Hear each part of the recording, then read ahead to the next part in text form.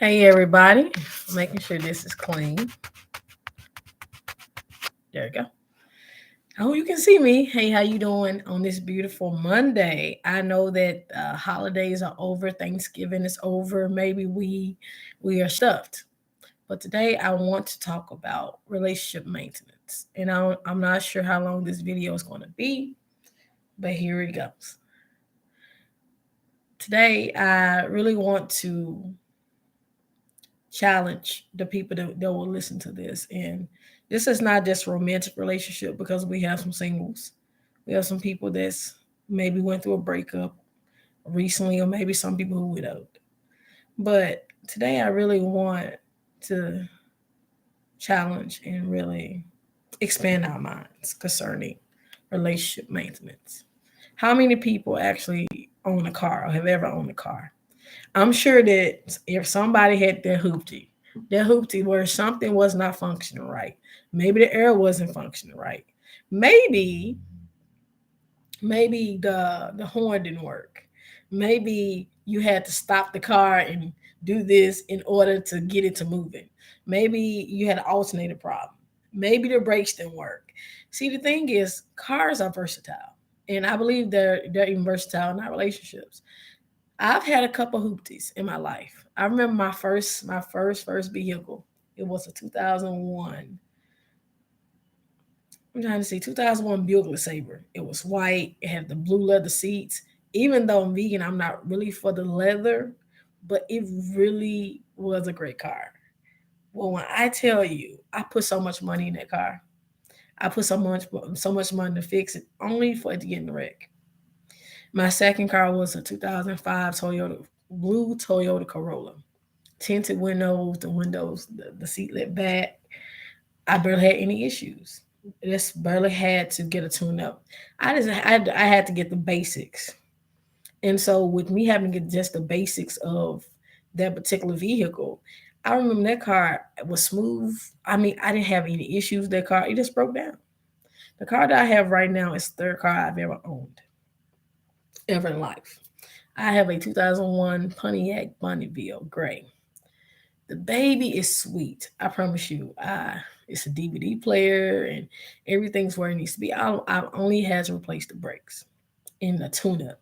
I haven't had any engine problems with this vehicle.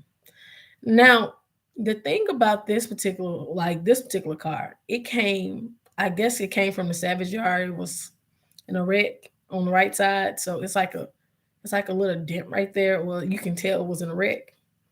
The bumper was like scrubbing the ground, y'all. So, of course, I was like, I paid $800 for this particular vehicle that I have right now. And of course, I'm going to live up to another vehicle, but right now, that's what I have. I'm proud of my little mini hoopty right now. But, she gets me from A to Z. She gets me to where I need to go. So that's all that matters. Now, one thing about this vehicle that I've learned is that an oil change is mandatory. It's an oil change is so mandatory. Tune up, making sure the spark plugs. I am not the. I'm not a mechanic. Okay, but my father was a mechanic. I've been around mechanics just about my entire life. I've had friends of the family. I've had guys around that were mechanics. And even if a guy's going to work on my car, hey, I'm very much aware. My uncle, the uncle in my family is a mechanic. So I've literally been around guys long enough to where I'm like, I know a car should make that sound. I know that this should be this way, or this needs to be this way, or this, and that. I'm very much aware of cars. I'm so I can tell if something is off. I can tell if that particular tool, like I even have my own little toolbox in the car. I have what do you call it? A battery booster pack or battery pack where you just can plug it up without having to get a boost off. I just need to go buy an air pump. That's it. I have the jack. I have, you know, it's like I have the things I need in the car. I have tape if I need tape. I have like the little spray bottle where you can spray the tires, see if it's a hole. I have even the things to plug up a tire. So When I say sis is prepared, I'm prepared because my daughters and I we've been in situations where I've been stuck for hours. I've been stuck in a headspace of where I've been stuck in a place with my daughters where we had to make it work.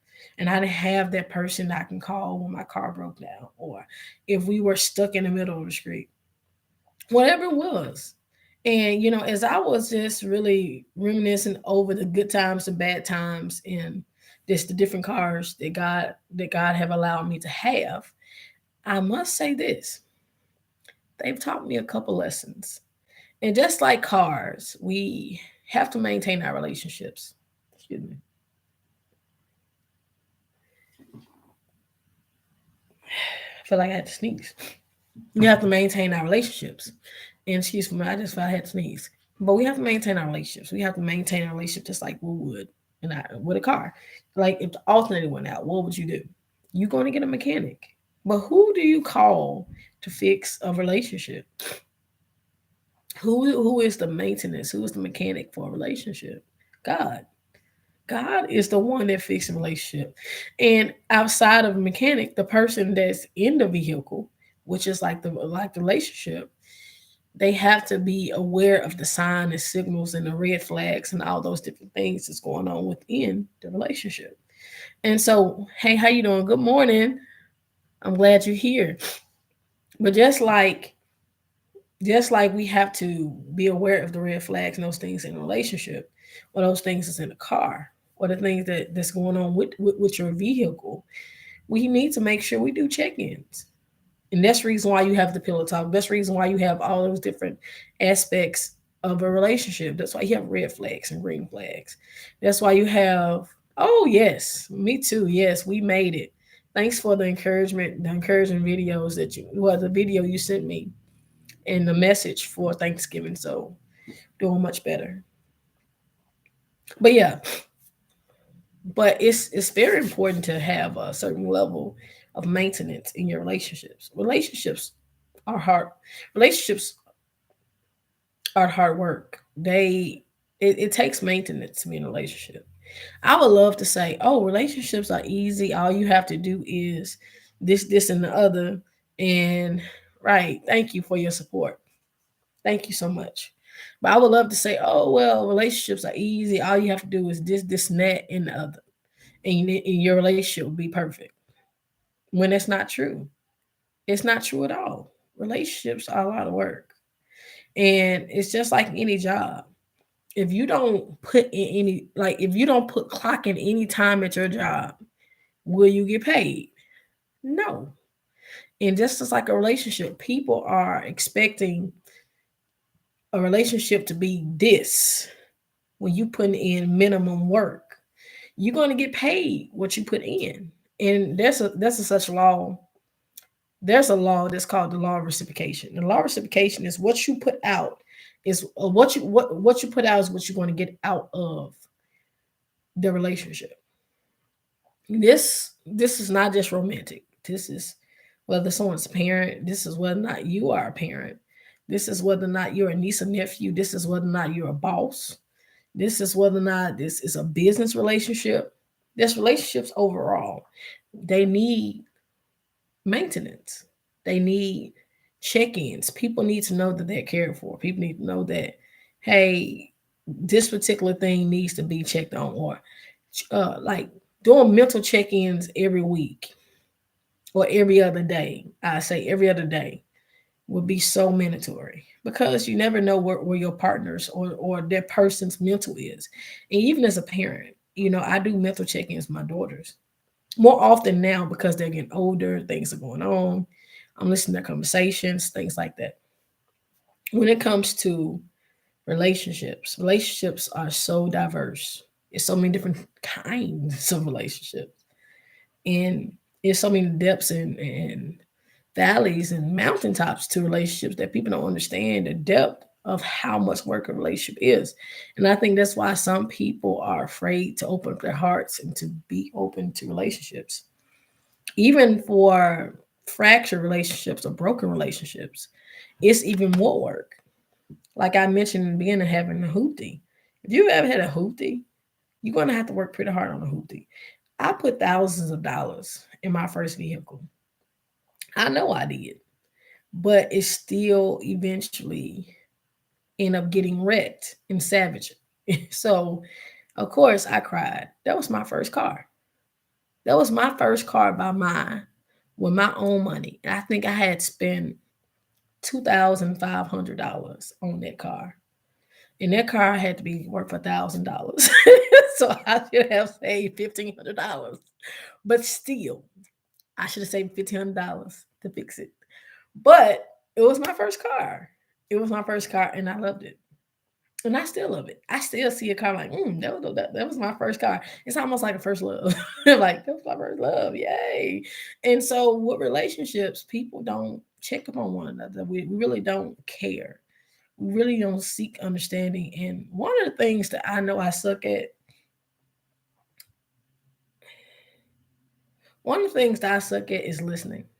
When I get upset, I'm in this headspace where I'm like, ugh. And if I can be very honest, and just have a transparent moment, I'm not one to sit up here and pretend like all my relationships are perfect. Literally, I'm in a headspace of this not really knowing where I'm at in my relationship, honestly.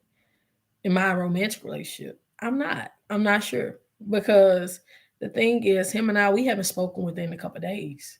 We don't even go this long without talking to one another. And he's been going through a lot. And it's like I've been there in every way. He's been there in every way. Or he's been there the best way he can. But I've been there for him more than he's been there for me. And it's been like a little lopsided. And so, one of the conversations he and I had was it was about, him putting in as much. And like I mentioned, if you're gonna put in this much, that's what you're gonna get back eventually because it's gonna be a one-sided relationship. And so him and I, of course, we've spoken through some things and he had a death in the family. So it was just one of those things where he had to go out of town and I haven't heard from him because he had to go out of town and preach at you know at his at the funeral at his family's funeral. I'm gonna say that because I don't want to give too much detail, but it's just one of those things where you know him and I have kind of been at odds. We haven't been fighting aggressively, or we haven't had really strong disagreements necessarily, but him and I we have it's just been an odd time because I was feeling how I was feeling about my dad being in the hospital. He had a family member in the hospital on life support, and it's like with my dad and him, and he I'm going through this, I'm going through this, and it's like we were in this power struggle, and still kind of is, to be honest. And it's like it takes maintenance because if both partners are going through, when I was going through financially, this brother, helped me out. When he was going through financially, I helped him out. So it's like we definitely had that law of reciprocation, but as of late, things are getting better for me, and things are not getting as things are not getting better for him. So of course, naturally, me being the nurturing carer that I am, I'm gonna naturally give that. But then one of the things I was telling him, he's gonna have to reciprocate that in some way, even though I know he's not in that headspace where he can reciprocate. And it's almost like the 80-20 rule, or it's not the 80-20 rule. It's almost like the percentage. Give me a second. For whatever reason, when I got on here, my nose fine. But I'm feeling like I have to sneeze for whatever reason. Miss Hagen. There you go. Excuse me, I had to sneeze, y'all. Don't know why. Maybe there was a sign. I don't know. But the thing, in the truth of the matter about the whole thing is, maybe my nose and stuff trying to bother me with the seasons. I don't know. But I can honestly say that with us kind of being at odds, and I can say the way the relationship My nose is trying to bother me, y'all. Give me a second. Give me a real quick second. All right.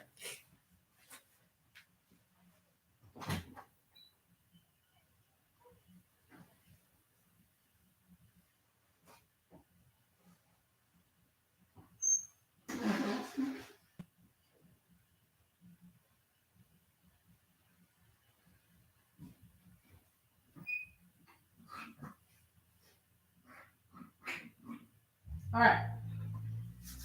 Excuse me. Thank you so much for waiting and being patient. Okay, so that means I need to take some tea or something. But anyways, him and I just kind of been at odds, and he's having this death, and my dad almost dying, and yeah, I'm good. I think it's just with the weather and everything. My nose just started bothering me today. I don't know why, but I'm just gonna drink some tea or something. I'll be all right. But I mean, I'm just speaking about the realities of relationships, and I think some people want to get out on Facebook and be like, "Oh, this, and this." No, it haven't been so good in a relationship, and it's due to the outside circumstances and him being where he's at and me being where I'm at and everything. And I think that's why I really don't post as I don't post as many photos of us on Facebook because personally I'm not the one to sit there like, oh yeah, we do this, we did this. And we just literally went to watch Wakanda together, us four. It would have been great for us and the other children, all the children, because he have three children. I have two, so all seven of us would have been. It would have been great, but that wasn't that wasn't the situation. So, what's the point of having this platform if I can't be honest, right? So, all four of us, him, me, and the girls, my girls, our girls, we went to watch Wakanda. And we've been on a couple of dates here and there, and I can, he's more open, more vulnerable, and he's there. So when it comes down to real relationships, every day is a fight. Every day is not like a physical fight where you're arguing, but it's like you have to choose to be with that person every day. And you have to choose to want that relationship. You have to choose that every day. And when you are going through a lot, when they're going through a lot, it's going to impact the relationship some type of way. It's going to be like a head on collision. And so that's what it's been kind of feeling like as of late, you know, a couple weeks. And I can honestly say, not talking to him for a couple of days, it's pretty hard. And I know that he's having to deal with some things with his family and dealing with two deaths, dealing with some things. And some people they react differently. And for him, he just kind of he's been in hermit mode while we're in a relationship. And I'm like, what's going on? And it's like he's been more open and transparent with me about some things. And I can see a lot of things. And it's going on 5 months of dating. So it's just like when you're going through the emotions, when you're going through the actual relationship, you actually see, you physically see, and you're physically able to go through and see the work that needs to be done, just like a car. And the thing is, I'm not one to sit here and pretend like everything is just really good every day. It's not. And relationships, they take a lot of work. And I used to be able to refer back to my ex marriage, but just being a man that I care about a lot, it really hurts me not to be able to speak to him, not being able to be on that level with him like that.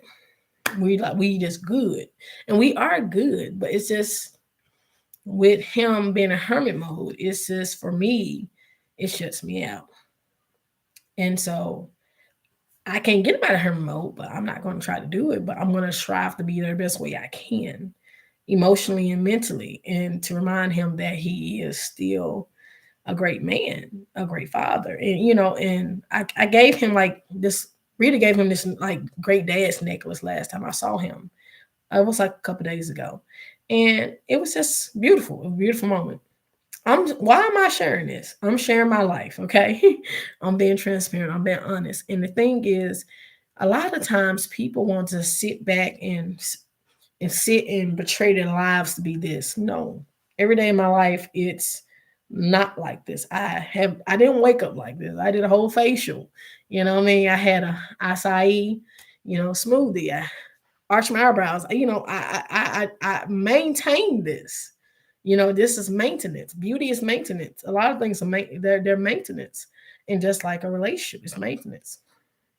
And it's one thing I've learned with relationships is that, especially romantic relationships, every day won't be easy. And if that person really is worth it, if that person is putting forth the time, especially for a man, if a man's putting forth his money, his time, if he's coming out of town and he's coming right to see you and he's taking you out, he's doing this, and he's putting forth the emotional effort. He's been there for you emotionally, he's been there for you mentally and financially, when he can, or if he chooses to do that, that's a man that's worth fighting for. And that's the only reason why I've really stuck things out with this relationship. Cause I'm like, that guy is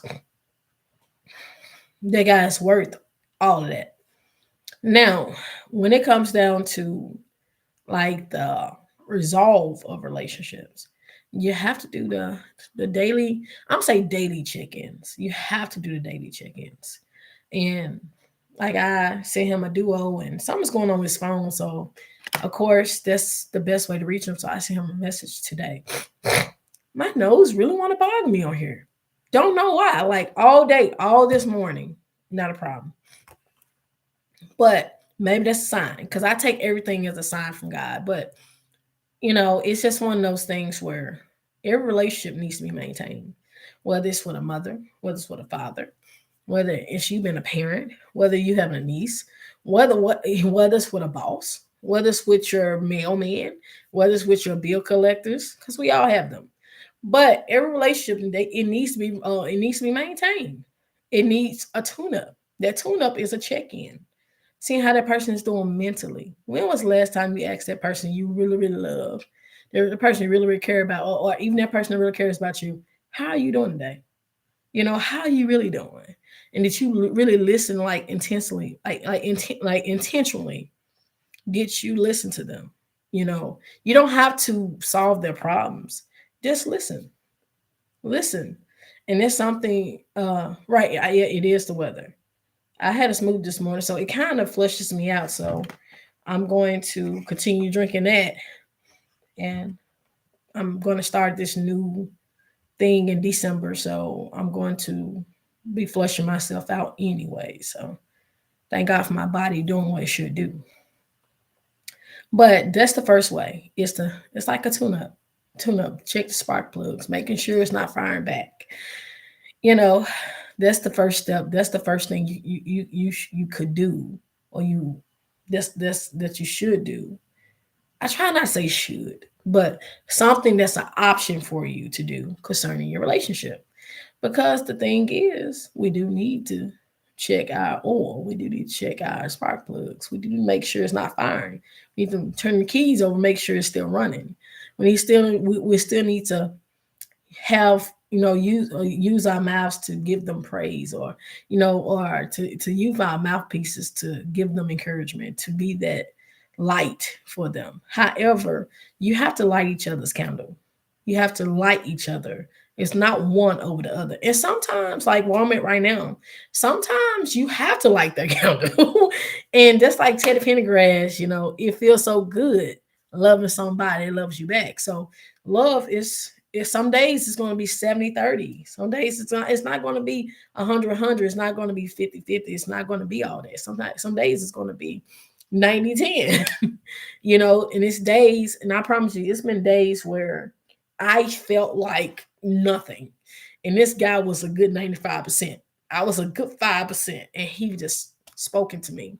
And he always speaks to me spiritually. He always speaks to me emotionally and mentally.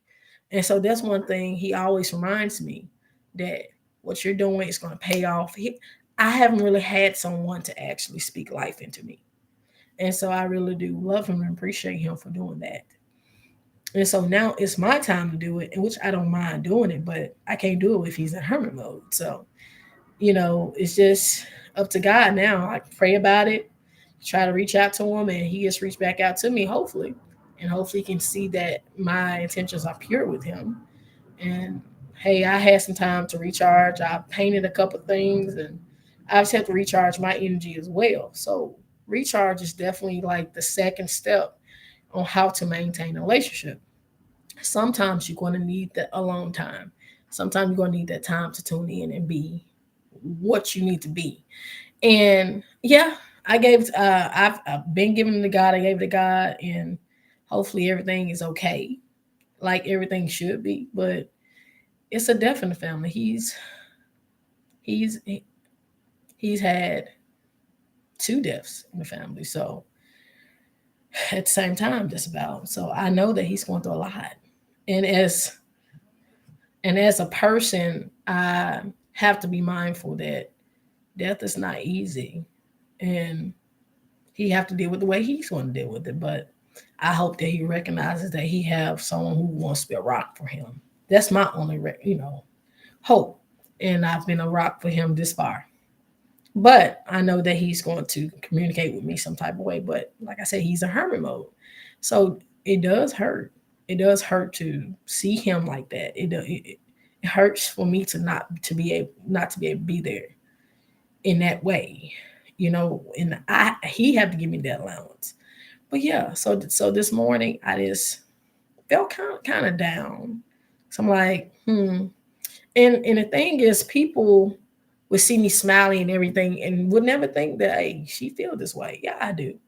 And I can. And one of the things I've noticed, especially in relationships, is that when you're in a relationship with somebody, or you live with somebody, if you're romantically linked with somebody, they get the rawest version of you, like the rawest version. That's the reason why when you have family members, dads, in-laws and all that, I know who they are. Do you really know who they are? Until you're in a relationship with someone, until you are into a committed relationship with somebody, it doesn't matter how long.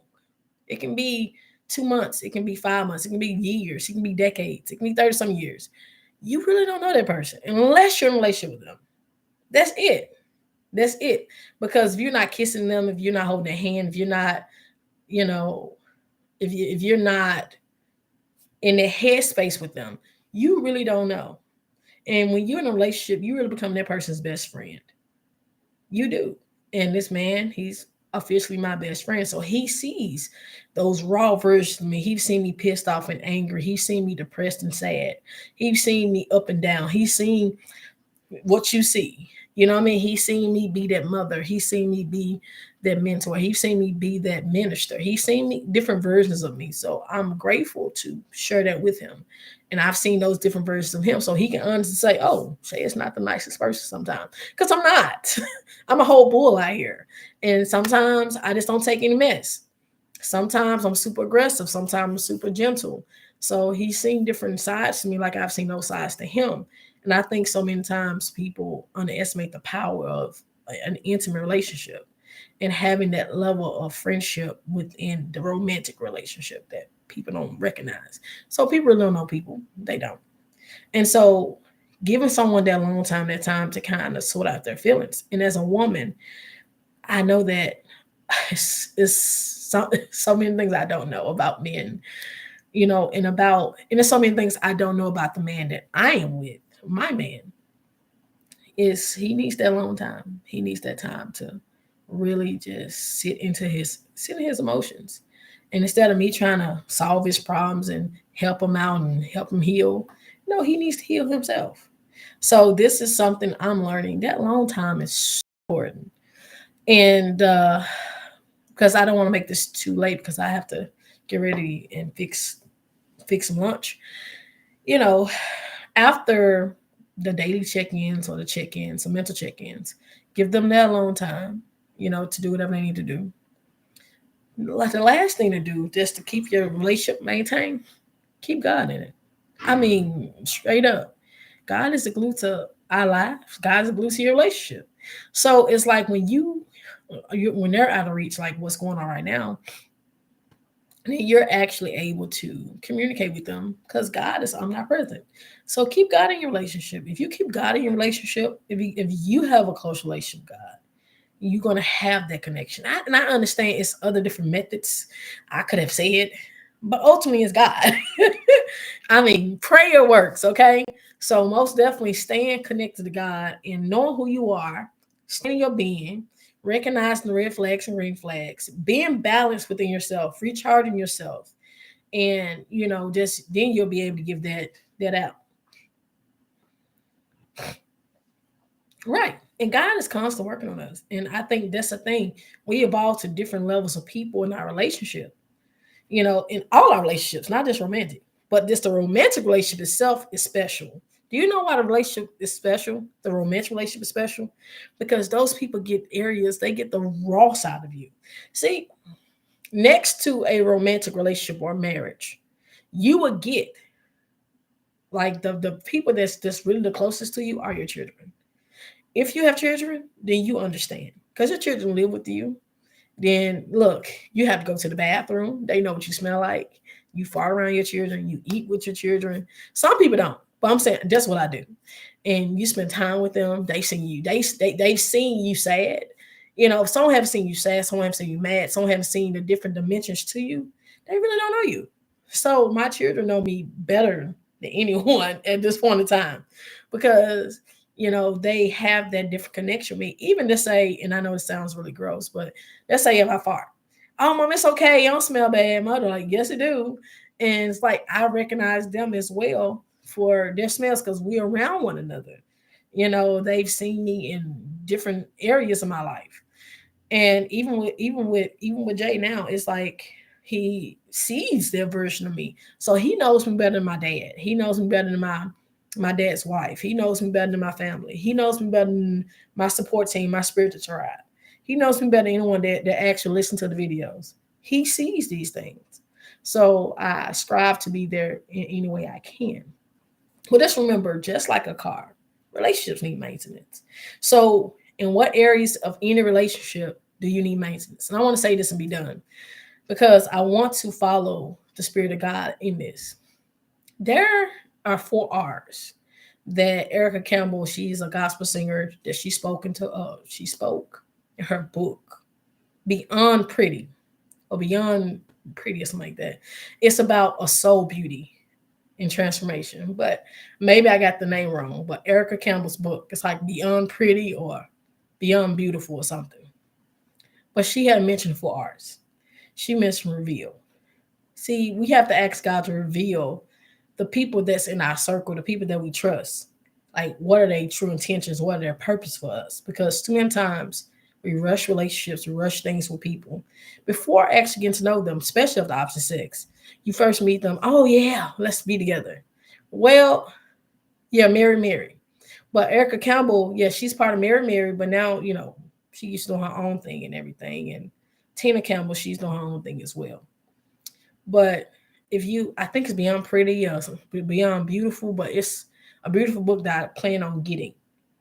And so she ended up doing a interview at the Breakfast Club, and she was mentioning. Let me slow down. She was mentioning reveal, remove, repair, and replace.